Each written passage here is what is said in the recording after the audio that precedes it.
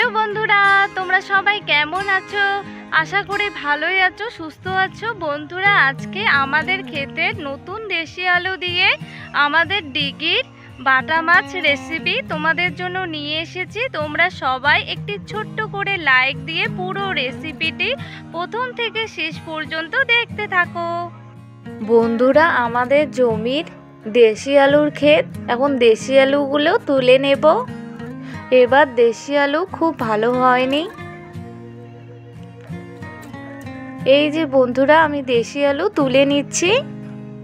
বন্ধুরা, স্কিপ না করে পুরো ভিডিওটি দেখতে থাকো, আশা করি তোমাদের খুবই ভালো লাগবে। বন্ধুরা, এই দেশি আলুগুলো তুলে নিয়ে এসেছি। এই দেশি আলু দিয়েই তোমাদের রেসিপি করে দেখাবো, তোমরা সবাই দেখতে থাকো। এখানে সামান্য দেশি আলু পরিষ্কার করে ধুয়ে নিয়ে সেদ্ধ বসিয়ে দিয়েছি। দেশি আলু সেদ্ধ হয়ে গেছে, নর্মাল জলের মধ্যে নামিয়ে নিয়েছি। এবার দেশি আলুর খোসা ছাড়িয়ে নেব। নতুন দেশি আলুগুলোর খুব ভালো করে খোসা ছাড়িয়ে নিয়েছি। এখানে একটি বড় সাইজের পেঁয়াজ কেটে নিয়েছি, আর নিয়েছি 2 টুকরো আদা, 4টে পাকা লঙ্কা, কয়েকটি রসুনের কোয়া আর 2 চা চামচ গোটা জিরে। এবার সব কিছু শিলনোড়ায় বেটে নেব। এখানে আগে থেকেই মাছ ভেজে নিয়ে রেখে দিয়েছি। কড়াই গরম হয়ে গেছে, কড়াইতে দিয়ে দেব সর্ষের তেল। নেড়ে নিয়ে তেল হালকা করে গরম করে নেব। তেল হালকা গরম হয়ে গেছে। এবার তেলের মধ্যে ফোড়নে দিয়ে দেব একটুখানি পেঁয়াজ কুচি, আর দিয়ে দেব একটা টমেটো কুচি।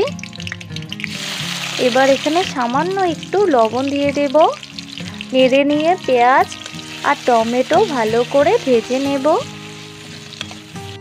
পেঁয়াজ টমেটো ভেজে নেওয়া হয়ে গেছে। এবার এখানে সেদ্ধ করে খোসা ছাড়িয়ে রাখা নতুন দেশি আলুগুলো দিয়ে দিলাম। নেড়ে চেড়ে নতুন দেশি আলুগুলো খুব ভালো করে ভেজে নেব। নতুন দেশি আলুগুলো খুব ভালো করে ভেজে নেওয়া হয়ে গেছে। এবার এখানে দিয়ে দেব পরিমাণ মতো লবণ, আর দিয়ে দেব হলুদ গুঁড়ো। এবার সব কিছু খুব ভালো করে নেড়ে নেব। এবার এখানে পেঁয়াজ, রসুন, আদা, কাঁচা লঙ্কা আর জিরের যে পেস্ট বানিয়ে নিয়েছিলাম দিয়ে দিলাম। এবার মশলার বাটি ধুয়ে সামান্য একটু জল দিয়ে দিলাম। এবার এখানে দিয়ে দেব সামান্য একটু কাশ্মীরি লাল লঙ্কা গুঁড়ো আর 1/2 চা চামচ ধনে গুঁড়ো। এবার নেড়ে চেড়ে সব মশলাগুলো খুব ভালো করে মিশিয়ে নিয়ে নতুন দেশি আলু সহ মশলা খুব ভালো করে কষিয়ে নেব। মশলা সহ দেশি আলু খুব ভালো করে কষিয়ে নেওয়া হয়ে গেছে। এবার এখানে সামান্য নর্মাল জল দিয়ে দেব। এবার খুব ভালো করে নেড়ে নিয়ে 3 মিনিটের মতো জাল করে নেব। 3 মিনিট জাল করে নেওয়া হয়ে গেছে। এবার এখানে ভেজে রাখা বাটা মাছগুলো দিয়ে দেব। এবার নেড়ে নিয়ে আরও 3 মিনিটের মতো জাল করে নেব। 3 মিনিট জাল করে নিয়েছি।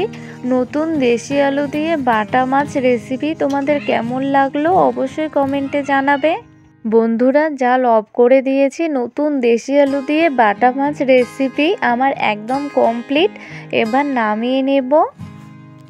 বন্ধুরা, তোমরা যারা আমার চ্যানেলটিকে এখনো পর্যন্ত সাবস্ক্রাইব করোনি, তাদের সবাইকে সাবস্ক্রাইব করার অনুরোধ রইল। বন্ধুরা, নতুন দেশি আলু দিয়ে বাটা মাছ রেসিপি খেতে কিন্তু অসাধারণ লাগে। তোমরাও অবশ্যই বাড়িতে এইভাবে একবার ট্রাই করো, আশা করি তোমাদের খুব ভালো লাগবে। বন্ধুরা, আমার রান্নার ভিডিওগুলি দেখে তোমাদের যদি ভালো লেগে থাকে, তাহলে রান্নার ভিডিওগুলিতে লাইক, কমেন্ট এবং শেয়ার করবে, এবং অবশ্যই চ্যানেলটিকে সাবস্ক্রাইব করবে। পরবর্তী রান্নার ভিডিওর নোটিফিকেশন পেতে বেল আইকনটি অবশ্যই ক্লিক করবে। বাই বন্ধুরা।